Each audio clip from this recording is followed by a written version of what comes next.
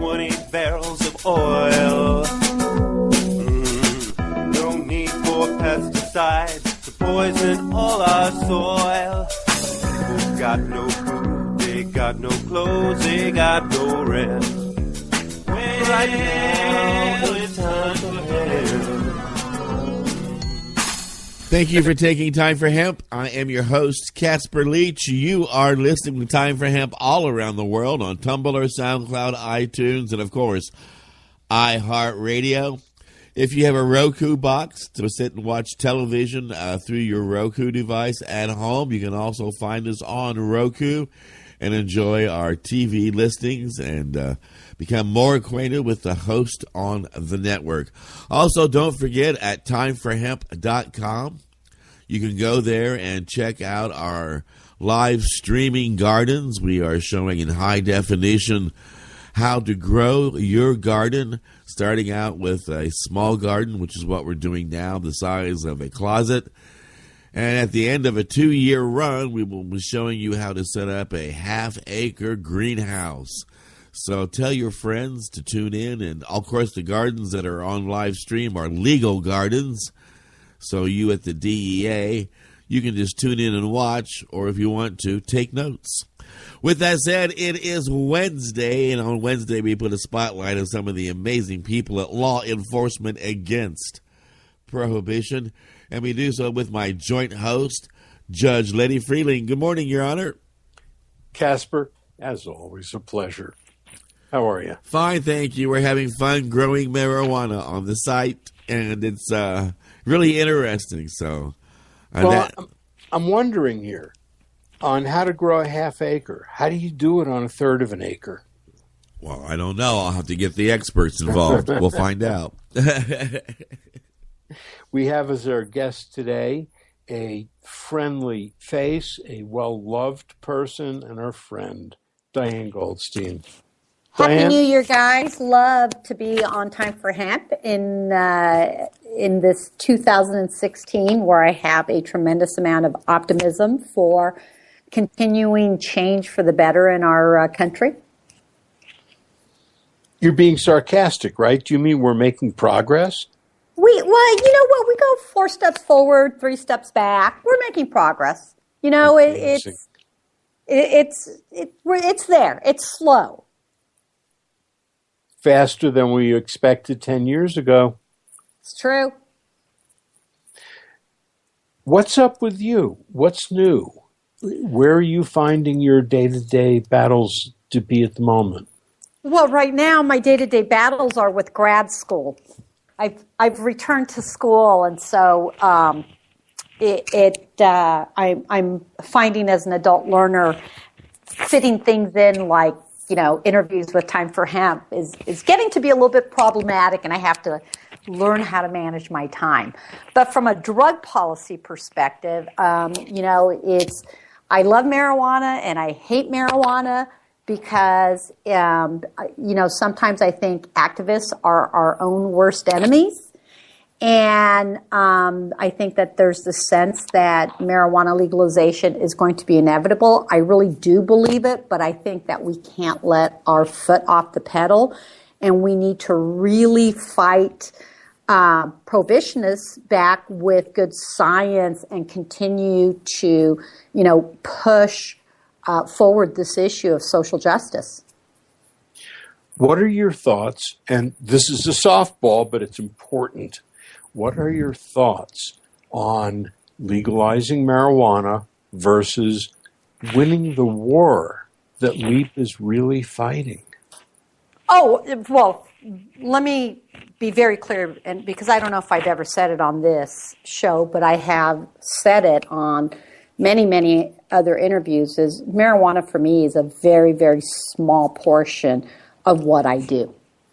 I think it has been the wedge issue for us in order to drive policy change, but really it's ending the drug war completely, which has, you know, preceded so many human rights violations. You know, it has created policing for profit, has resulted in mass incarceration, death, disease, addiction. So marijuana is a very, very small portion of what Leitch does. Even though it seems like it's most of what we do, in large aspects, it's only a very, very small piece of the puzzle. We keep running into this good drug, bad drug dichotomy. And I find that to be so diverting, so misleading, when the fact is we're looking at the fundamental human rights underlying the adult personal choices to use or not use drugs, and that we can't legislate based on a drug-by-drug basis and what we think is good today and bad tomorrow. And I think it was Woody Allen Sleeper who wakes up in the future, and people are astonished because they have now discovered that smoking cigarettes is great for you and extends life. And of course, I don't believe that, but the hypocrisy that it points out, I think, really points to where Leitch is trying to go in an underlying way, which is to free adult behavior. How far off am I? Well, you know what? I think it's real interesting because you're speaking to the libertarian and freedom argument, and I'm kind of like, a little R Republican with a much bigger L than an R. But I think part of the issue is I also inherently recognize that drugs potentially can be dangerous. And I really do believe that we need to have sensible control and regulation. Is part of the issue with marijuana, which I think is driving people crazy, is legislators are trying to regulate like marijuana's plutonium. It's not. It's an agricultural commodity that should be, sensibly taxed in order to drive the illicit market out. Yes, we need to do better public education campaign about how to safely use marijuana, just like we should be doing a better job on how to maybe drink responsibly. And I think it's how we view drugs, but, Leitch believes that there should be no Schedule I drugs. I believe there should be no Schedule I drugs because I think you're right, Lenny, about the issue of doing a disservice on, heroin's more dangerous than marijuana. Yes, it is. But the same issues revolving around the issues of prohibition is what drives the death, disease, addiction, and social justice costs for both marijuana and heroin. And I get really irritated at marijuana activists who do that. I smoke pot. I'm not one of those meth heads or junkies. And I think we need to stop with that stigmatizing language because the issue is the same. Now, down the road, are we going to see heroin storefronts? Absolutely not. But heroin should be treated differently than marijuana, and it should be treated from a public health perspective, no different than what Switzerland does with heroin-assisted treatment. If you are if you suffer from chronic substance abuse disorder,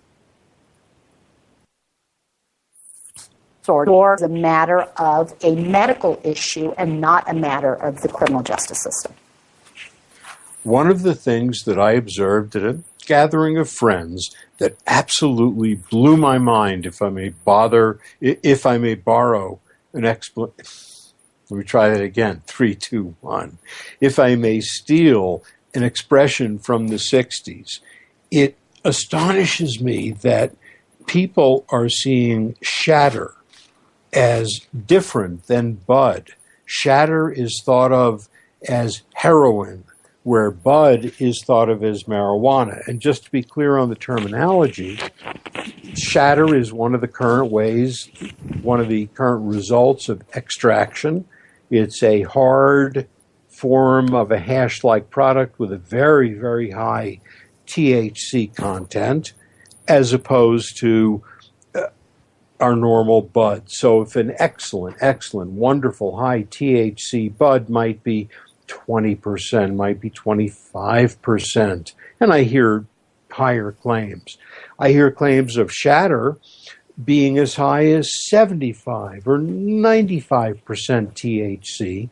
And people lose track of the fact that while one may smoke one hit in an hour of something like shatter instead of 2 or 3 hits off a modern day joint, as opposed to half a pound off our classic ditch weed of the 60s, which happily I never had to endure.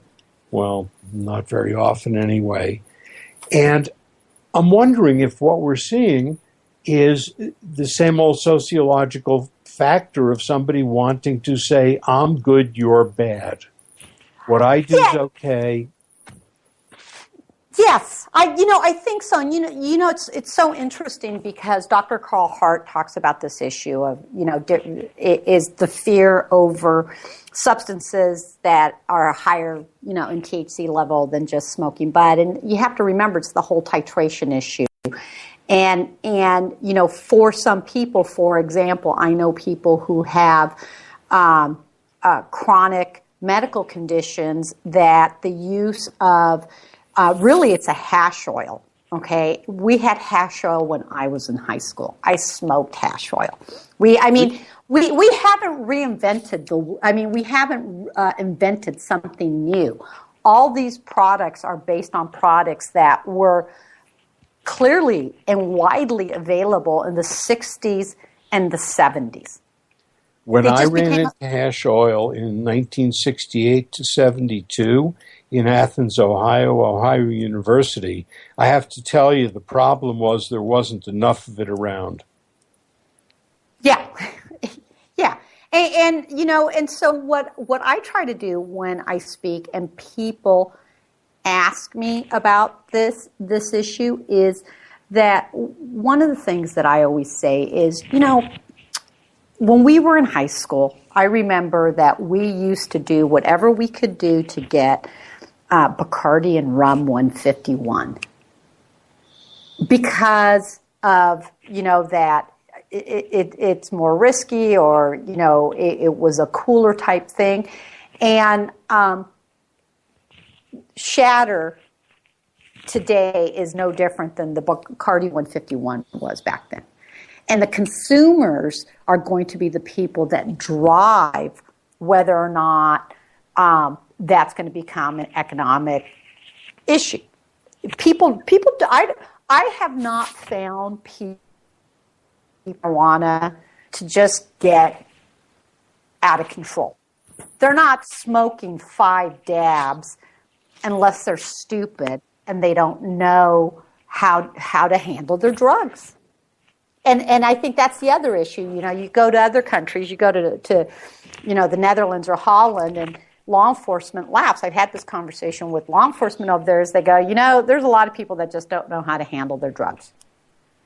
And that people need to be taught how to reduce the harms of substance use or substance abuse in their life.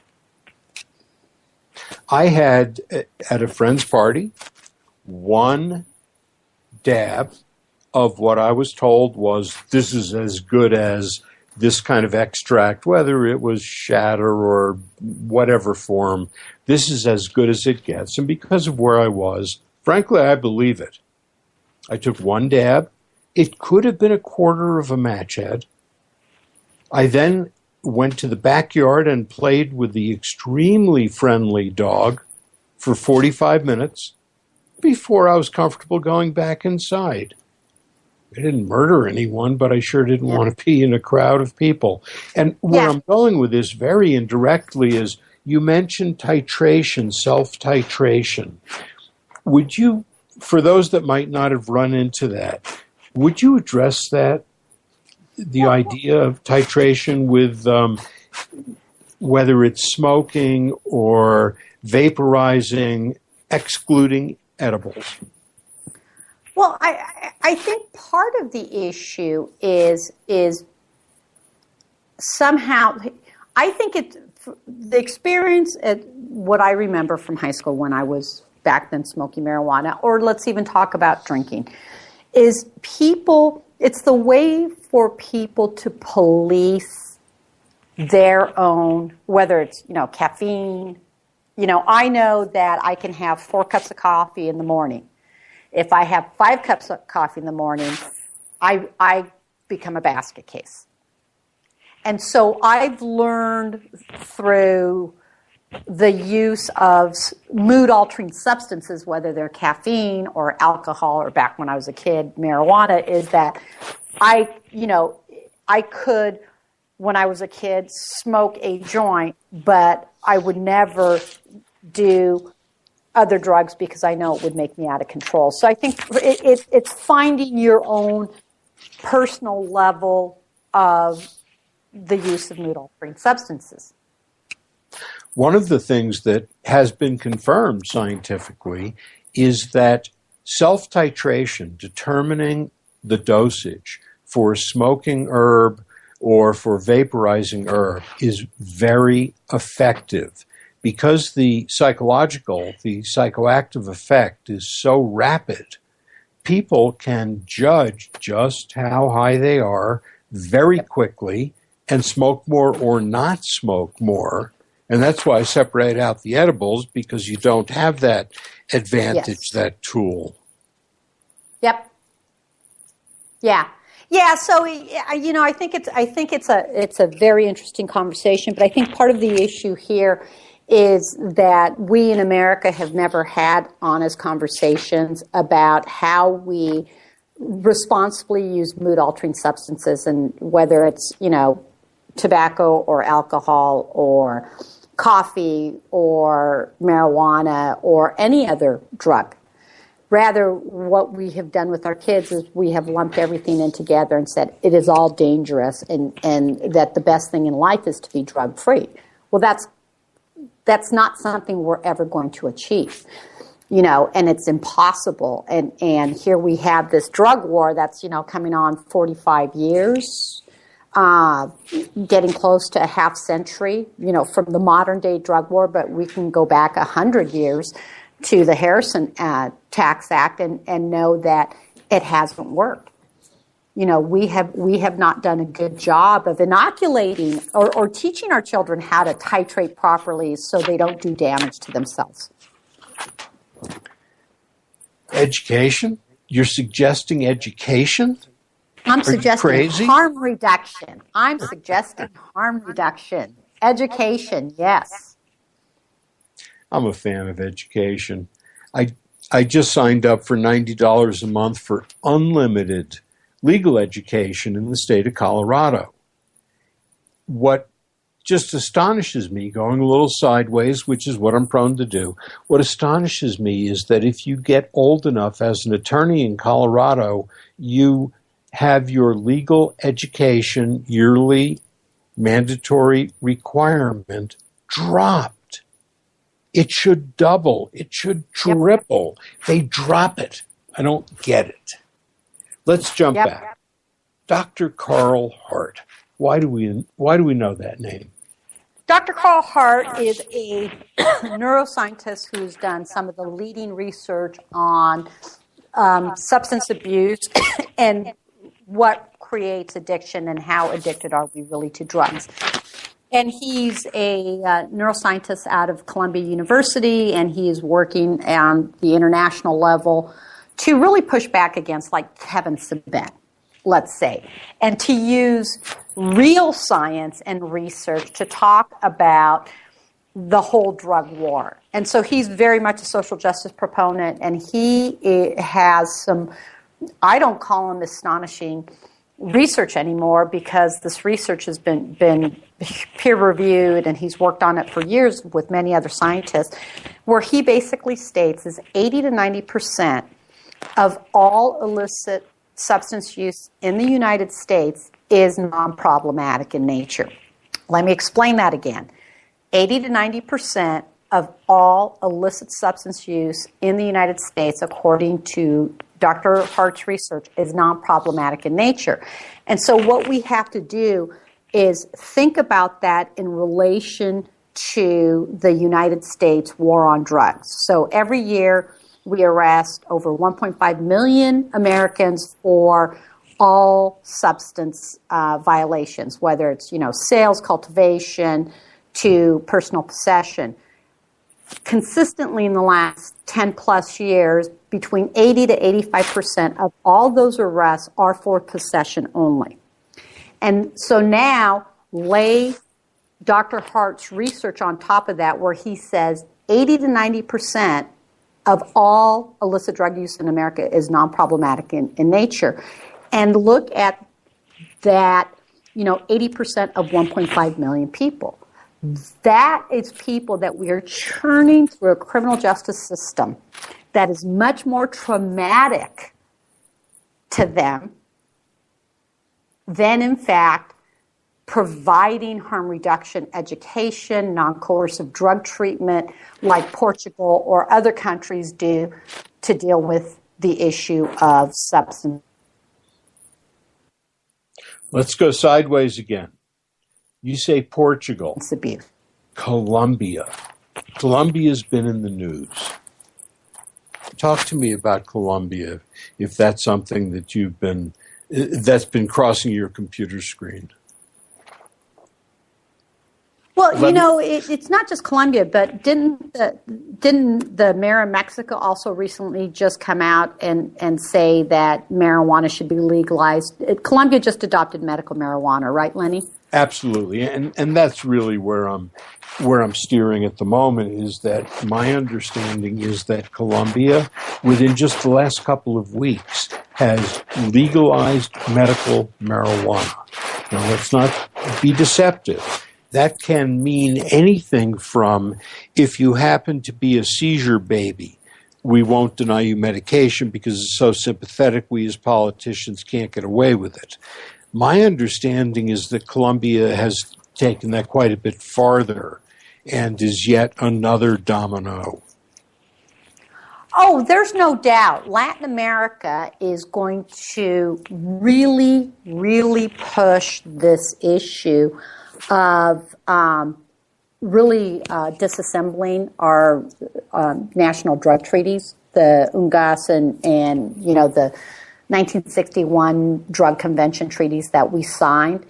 And I think what's real interesting about that is that if it wasn't for Colorado and Washington, other countries would not now be doing this.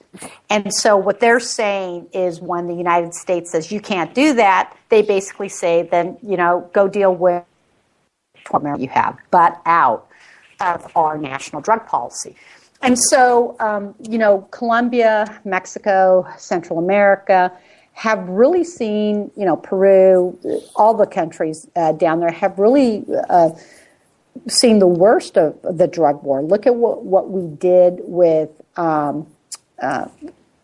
deforestation down there and trying to eliminate cocoa.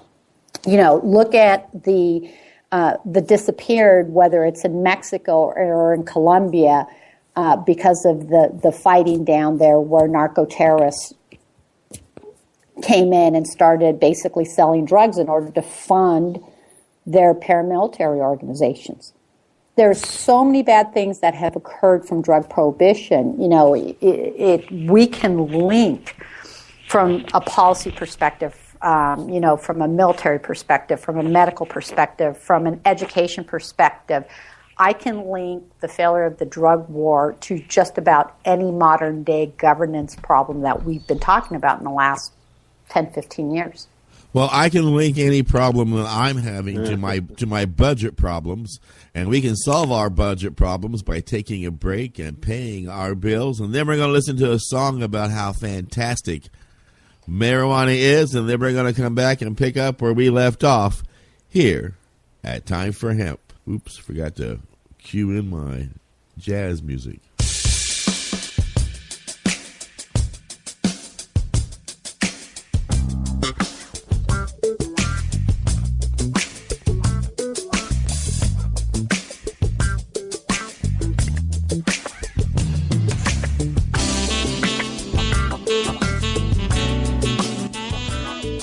are listening to the Time for Hemp Global Broadcasting Network.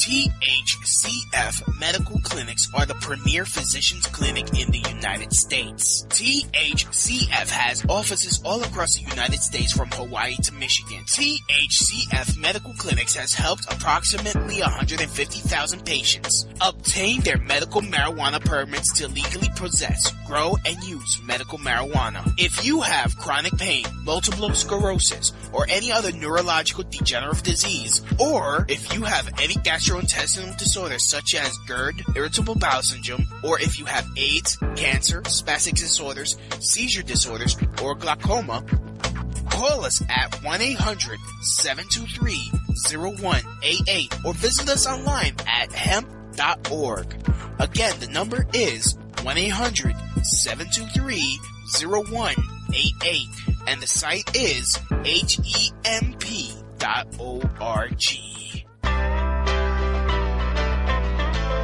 Let me tell you a little story about how some good old boys do it. Pack your bowl, let's get stoned as we head on down the road. Now please come and take a journey through life with me. Experience what it's like for 13 weeks on a bus, lounging in my bottom bunk suite. With my pillow from home, I catch some road disease. Count sheep while I'm sleeping in my satin sheets. This a long way from when X was in the double free. I spend my days walking up and down the visible streets, cause smoking weed with the kings is a hell of a thing. I spend a lot of time on the open highway. A tough choice, but I gotta do it my way. My voice is blown, home so far away. No day off for another 8 days. I'm passing all shit and haven't slept for a week. My girl's tripping and we're getting searched by the heat. On top of that, a merch guy with his blind. Worst part, I thought it was a friend of mine.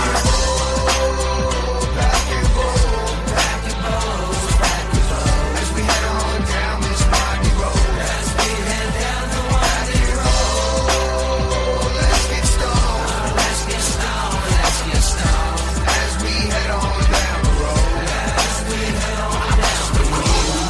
You know I'm always getting stoned. Waking up every day in the morning, rolling bones. Big vine, always keeping it hot. You know the type to smoke out like some gunshots. Put your brain in a slip knot like Slipknot. Have you standing on the rooftop, rooftop, rooftop. Foot in the gas, lean back while a man standing up. Roll up as I laugh. Ha ha ha, my life's kinda funny, man. Been everywhere to smoking, up to Michigan. My head's spinning, yo, I think I need a CAT scan. We're smoking so much weed and I'm a Capitan. Mix with Heineken, a Bud Light and cans. I get loose on the road when I'm with my band. And when I'm with my friends, we getting out of hand. I'm on the roadway, flipping stuff.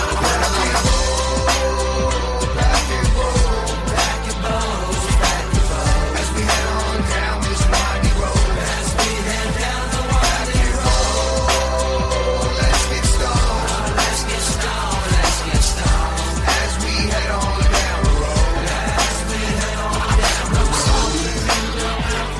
Show after show, we go out for broke. Got rips like hand, don't smoke like hand. Talk after talk, we roll down the road. Smoke the window out the window. Show after show, we go out for broke. Got rips like hand, don't smoke like hand. Talk after talk, we roll down the road.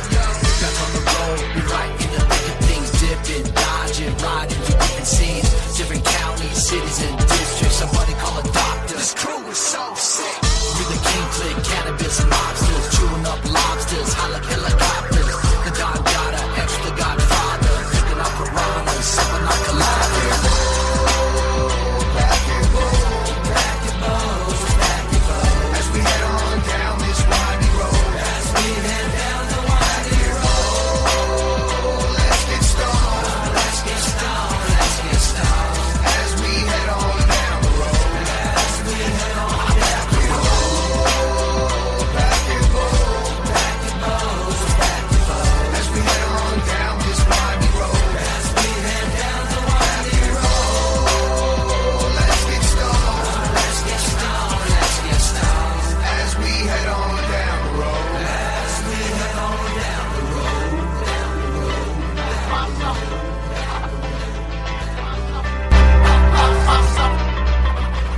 Yeah, as we head on down the road into 2016 here in January, we are packing our bowls, our vaporizers, twisting up our joints, and taking time for hemp. Don't forget, anytime you hear the word joint on the big broadcast, nearly 2.5 million people all around the world pack their bongs, their pipes, their vaporizers, twist up a joint, and of course, they do so they can take time for hemp. Also, don't forget, we are 24 hours a day, 7 days a week, with a team of people dedicated to ending prohibition, broadcasting new content each week for you to share with all your friends. That is enough of my self-promotion. We will pass this joint chat over to my joint friends here on the Big Joint broadcast on Time for Hemp. Lenny, Diane? Just inhaling. I wonder if things we take for, when I take something for granted, it's because it's something I know. And if I don't know it, it's not obvious. And once I know it, it's obvious. One of the things that I take for granted is vaporizing.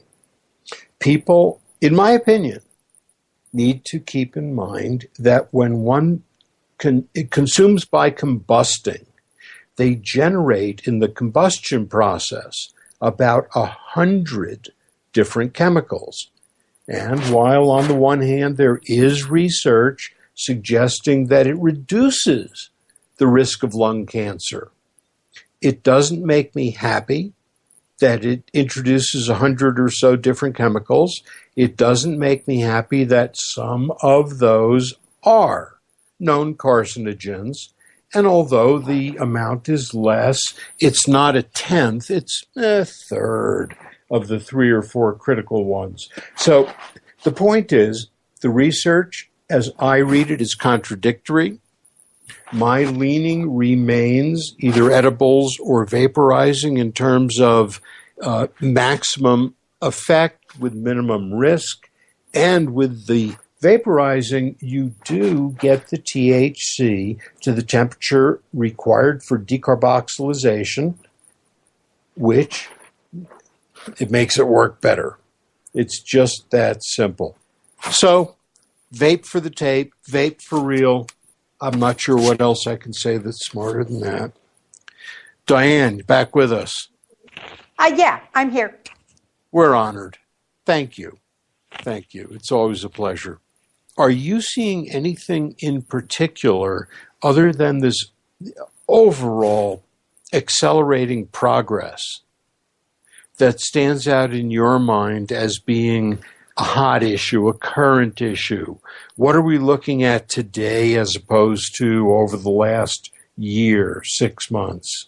Well, I think that marijuana legalization, or really its sensible regulation, is going to continue to be a big deal for 2016. California, we're having our own internal battle here that is revolving around the issues of, who funds initiatives. We have Sean Parker, allegedly, who's going to be funding the adult marijuana initiative for 2016 that a lot of the major drug policy reform organizations will support. But now we have activists who don't like it and are trying to raise money because they feel that it's overregulated. And so I think that there's grains of truth in a lot of these issues, but one of the things that we know in California is one of the reasons why we are where we're at is that marijuana activists themselves have never funded money for initiative. The money has always had to come from people like Peter Lewis or Peter Thiel and, George Soros, and other organizations around our state. And so Rick Steves? Rick Steves hasn't put money in California. Yeah, he's put money in other states, but I don't think he's put money in California. Or maybe he did during Proposition 19. I don't know.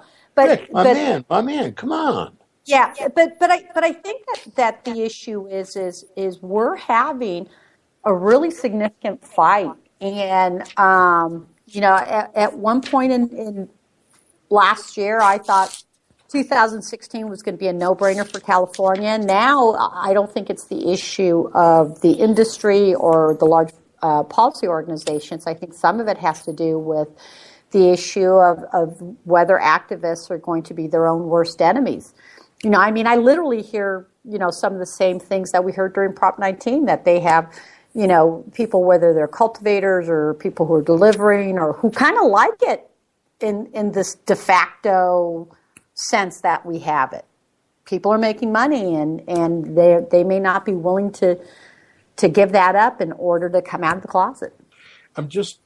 When we were working on Amendment 64, recreational in Colorado, part of what I would like to believe I helped with was, and I say this at my peril, maintaining... Lenny? Yes. Oh. How's that? Better? Better? We hear you fine. Now I'm okay? Uh-huh. Okay. 3, 2, 1. There are many things I have learned from the boss and my co-host.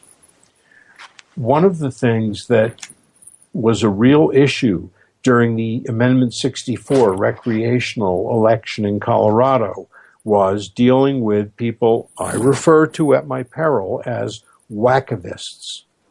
People that take ridiculous positions, get on television, get on radio, get on podcasts, because they're willing to say the word marijuana out loud. And a significantly successful part of winning on Amendment 64, in my opinion, was keeping the wackavists at bay. And in order to piss people off further, which I have a knack for, I just have a knack for it. When I hear things like, well, it's just a plant, you can't regulate a plant, has a nice ring. Well, let me tell you, the war on drugs, when Nixon coined the phrase, had a nice ring too. Curare is just a plant. Belladonna is just a plant. So the idea of legalizing is one aspect, and the idea of intelligently, rationally regulating, which has been such a fundamental plank in the LEAP platform. It's not ole in free. It's not do anything you want. Nobody's suggesting that. But legalize and regulate. Regulate with intelligence. In Colorado, are we perfect? Yes. No. I mean, no. But we're doing well. We're looking at it. We're bringing in stakeholders. We're listening to people. Then we're making the best decisions we can. And because these are the United States, this is the great experiment. We beg other states, other countries to look at what we are doing. Copy what works. Do not copy what doesn't work. This is an experiment. We're learning. We're getting better. We're finding things like it really is a good idea to test for impurities, just as with any other substance we would put in our bodies.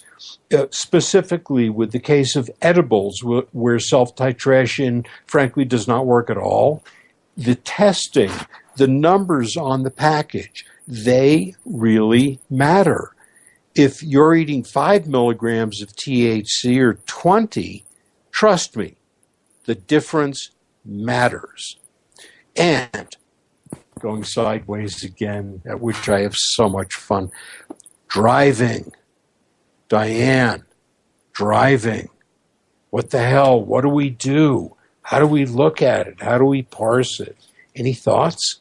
Well, you know what? I think that's going to continue to be a very interesting issue. It is interesting enough. On Thursday, I am going to a Kevin Sabet-related marijuana symposium that's put on by our local sheriff in Orange County, and they're calling it The Threat of Marijuana. And interesting enough, they're flying in Tom Gorman from Colorado Rocky Mountain HIDA, who has really largely mischaracterized a lot of the issues, along with Kevin Sabet, on what has really been going on. And driving is going to be one of those things. And I've gone back and I've done a bunch of research. And, what I'm seeing is that the scientists, Calkins and the researchers like Mark Kleiman and others are being very honest and saying, look, we have 2 years worth of data, which is really in some aspects meaningless because the first year really would be the baseline year.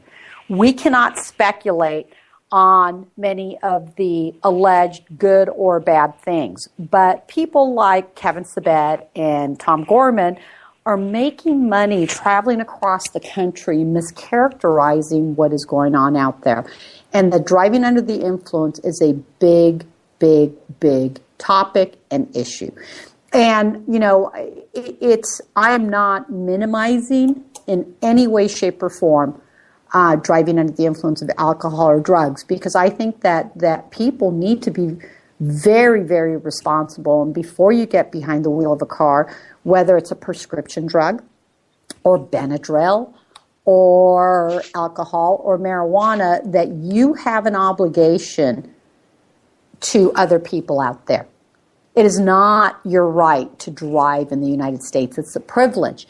And so, the thing that I've been happy to see is you haven't seen fatality rates go up hugely. And in fact, in California, our mileage death rate continues to be incredibly low. And yet we've had almost de facto legalized marijuana since 1996 here.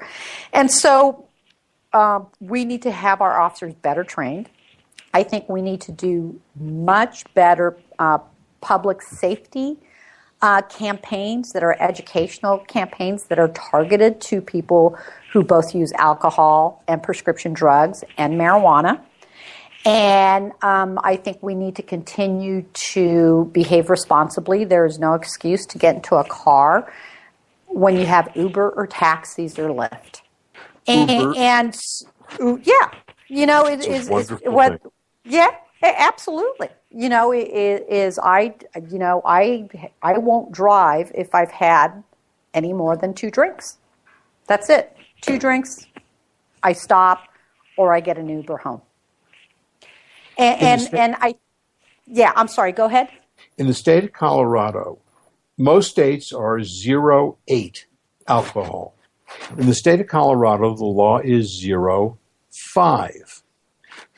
Doing a hell of a lot of criminal defense work related to DUI, whether it's drugs, alcohol, or what I see most often, a little bit of everything. I have taken a particular interest in it and own, I think right now, 3 different portable breath testers. One, I love your Canary. Oh, thank you. What's significant about Canary, and thank you for mentioning it, mycanaryapp.com or My Canary on iTunes. What we are looking at using an iPhone with no added bells and whistles, just the internal hardware and software, we look at a person's performance. Is their reaction time slower today than yesterday? We look at how they are doing. We don't care if they're tired, drunk, stoned, or had a little of this and a little of that. We need to be looking at performance, not at chemistry. The chemistry simply doesn't give us enough information.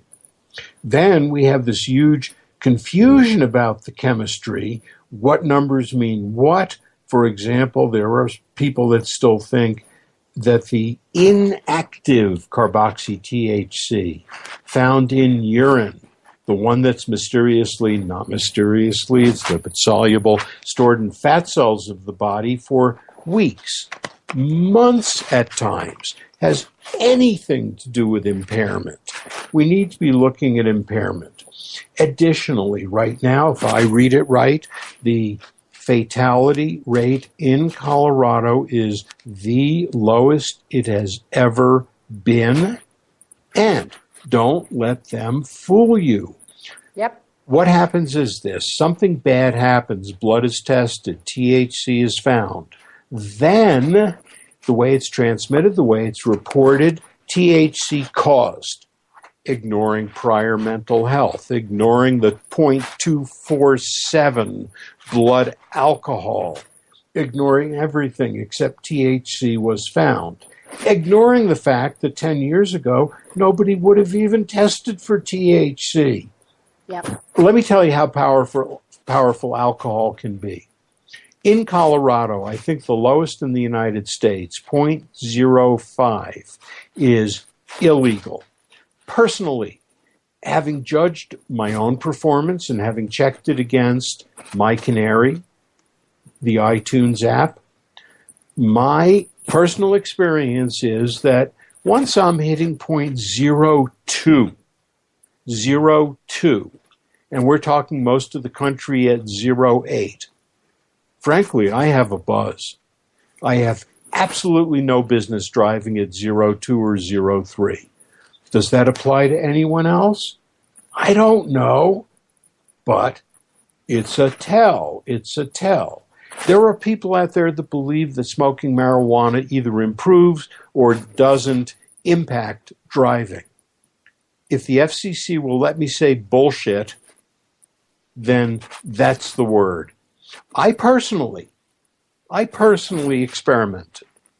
I had an expert driving trainer. I had a state-of-the-art driving simulator. I had a vaporizer, and the experiment was very simple. Look at the results on My Canary and start with 0.000 everywhere, run the test. And then smoke as much as I could have. And for the record, I will say 2.5 bags on a volcano. I couldn't take another toke. I couldn't have inhaled anymore. My upper respiratory said, no, that's it. It's 2.5 bags of Agent Orange. Now, granted, that's a huge dosage by an admitted experienced smoker. The results were not subtle. Not only, and here's the plug part, did My Canary agree with my performance, but my performance on the simulator deteriorated so sufficiently that it was hysterical. It wasn't subtle. I had the classic remark walking up to the machine after vaporizing my maximum, which was, there's no way in hell I would ever drive feeling like this. It's ridiculous. It took me 90 minutes to reach absolute worst driving 90 minutes, which is coincidentally right near the center of the bell-shaped curve as I understand the science. And after 2 hours, the instructor said, well, I think I would be a passenger in a car with you now, but slow the hell down. Yeah. Well, It was annoying him that I was driving better faster than slower. I couldn't explain it.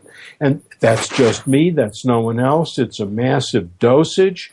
But don't look me in the eye and say it improves your driving. I don't believe it. On the other hand, if we're looking at active levels in blood 5 hours after somebody smoked, give me a break. It's just not the chemistry. It's not the science. And if you're interested in the science, and then I'll get back to our guest. I apologize, Diane. I get a little wound. When you look at the science, go to PubMed, PUBMED. Do a search on marijuana for something that, quote, needs more research. We don't know enough. You will get 20,000 peer-reviewed studies. Yeah, oh yeah. How many? Thalidomide. How many peer-reviewed studies were there done before the FDA said thalidomide? Oh, that's wonderful. That's baby candy, except you might not have a leg. Okay, I'm calming down. Not easy. Let's go backwards instead of sideways. Let's go backwards. LEAP. Law Enforcement Against Prohibition. Diane, what is LEAP.cc? LEAP.cc. What is LEAP?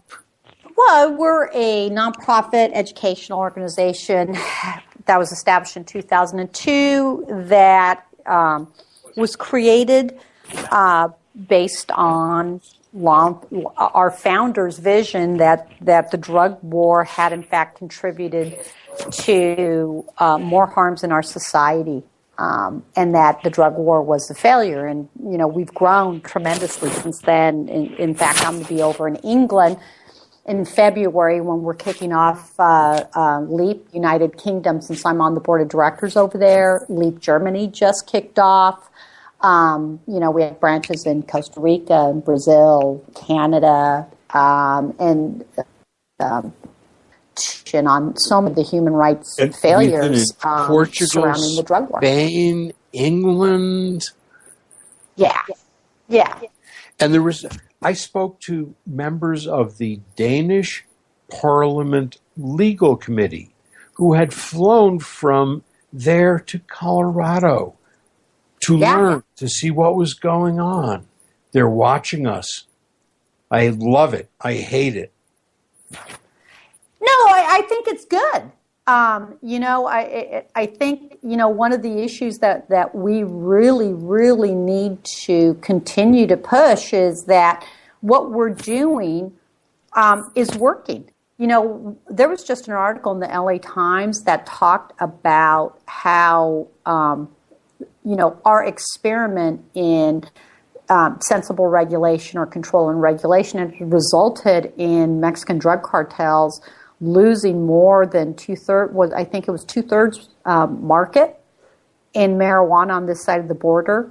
And it validated what we intuitively knew, because it's counterintuitive that by controlling and regulating, we actually minimize the harms of the illicit drug market. And we're never going to eliminate drug trafficking organizations or criminal organizations because we allowed them to get into this process, but we sure are going to minimize their harm. And we're doing it with marijuana.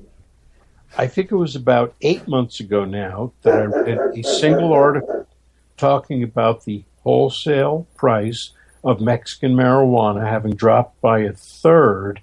And then I think what you also have just read is a huge drop in the price, in the wholesale price of Mexican marijuana coming up.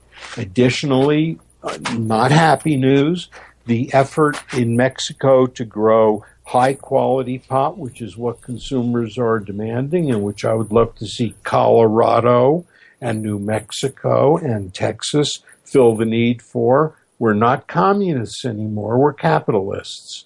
If there's profit to be made in an ethical way, we need to make it. Let me tell you one of my concerns. As we know, and I think it's fair to say few would disagree, when Prohibition came in, we built the Kennedys, the Rockefellers, and the Capones. We built the gangs. Once they were built by the alcohol prohibition profit, then there was no stopping them. They moved into prostitution, gambling, and what our loved friend Peter Christ would probably refer to as consensual adult behavior. And once they got over the hurdle, they're still not stopped. Nobody thinks the mafia is gone. We know better. We watch the TV shows. We know they're half true. Here's my concern. Had we legalized, say, marijuana and cocaine alone 20 years ago, would the cartels have taken over the country of Mexico and branched out into kidnapping to the point where I frankly don't know, and I say this as hyperbole but also as fear, is it too late? Did we lose Mexico? Well, one thing we're losing is time here. We're at the end of the hour, and it is time to give a shout-out to our favorite URLs and organizations. And we'll start with our joint guest today, Diane. Diane? I can put Sorry, here I am. There you I'm are. here. Good. Were you on mute? We'll try that again. You want to give a shout-out to your favorite URLs or organizations? Sure, I'm just going to give a shout out to LEAP, www.leap.cc. We don't exist without the support and help of drug policy reformers and activists throughout the world. You can join LEAP. You can send us $4.20 once a year or once a month. We'll take it from you. And what that gets you is us out there educating our legislators, educating our police chiefs and criminal justice professionals, and our communities on why we need to vote to legalize and end the drug war. And, Your Honor? Because it's appropriate and because it's patting myself and my buddy Mark Silverman on the back, I'm going to plug mycanaryapp.com. My Canary on iTunes, runs on the iPhone. If one chooses to be responsible, if one chooses to scientifically measure with software and hardware literally put together by a NASA scientist, it's there. It's there. You can be responsible. And I want to remind people that we are 24 hours a day, 7 days a week, and we are a team of people who are dedicated to ending prohibition all around the world. And like a good joint, we are best when shared with friends. Make it a point to go to our website and download all of our past shows and pass them around as well. And remember, the next time you hear me, you'll know that it's time for hemp. Look at all that money, yeah, the money that they spend. Take another look and spend some time for him.